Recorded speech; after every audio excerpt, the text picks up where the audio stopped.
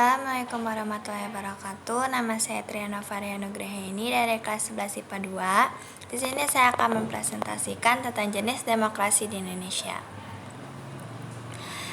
Ada 1. Demokrasi parlementer, 2. Demokrasi terpimpin, 3. Demokrasi Pancasila. 1. Demokrasi parlementer. Demokrasi parlementer pada tahun 1945 sampai 1959. Macam-macam demokrasi di Indonesia. Yang pertama adalah demokrasi parlementer yang menonjolkan peranan parlementer serta partai-partai. Karena lemahnya benih-benih demokrasi, sistem parlementer memberi peluang untuk dominasi partai-partai politik dan Dewan Perwakilan Rakyat. Karena fragmentasi partai-partai politik, usai kabinet pada masa ini jarang dapat bertahan lama. Faktor-faktor semacam ini ditambah dengan tidak memiliki anggota-anggota partai yang tergabung dalam konstituen untuk mencapai konsensus mengenai dasar negara untuk undang-undang dasar baru. Yang kedua ada demokrasi terpimpin. Demokrasi terpimpin berlangsung dari 1959 sampai 1565. Macam-macam demokrasi di Indonesia berikutnya adalah demokrasi terpimpin. Demokrasi terpimpin ini telah menyimpang dari demokrasi konstitusional dan lebih menampilkan beberapa aspek dari demokrasi rakyat. Berakhirnya pemerintahan Soekarno menjadi akhir dari berlakunya demokrasi terpimpin di Indonesia yang kemudian digantikan dengan demokrasi Pancasila.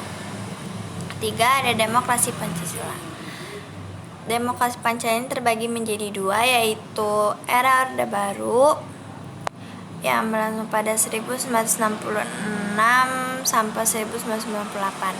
Demokrasi Pancasila merupakan demokrasi konstitusional yang menonjolkan sistem presidensial. Namun dalam perkembangannya, peran presiden justru semakin dominan terhadap lembaga-lembaga negara yang lain, sebab kenyataan yang dilaksanakan tidak sesuai dengan nilai-nilai Pancasila.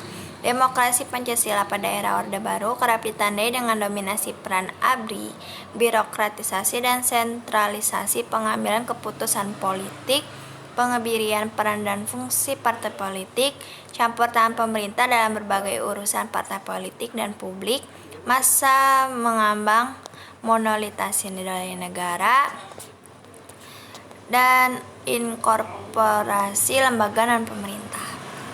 Kedua ada era reformasi sejak 1999 sampai sekarang.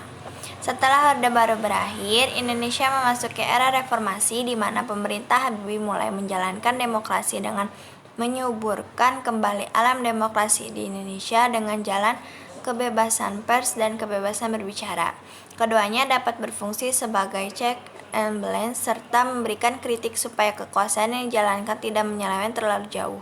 Dalam perkembangannya demokrasi di Indonesia setelah rezim Habibie diteruskan oleh Presiden Abdurrahman Wahid sampai dengan pemerintahan Joko Widodo.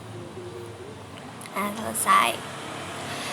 Sekian dari saya. Mohon maaf jika ada kesalahan. Assalamualaikum warahmatullahi wabarakatuh.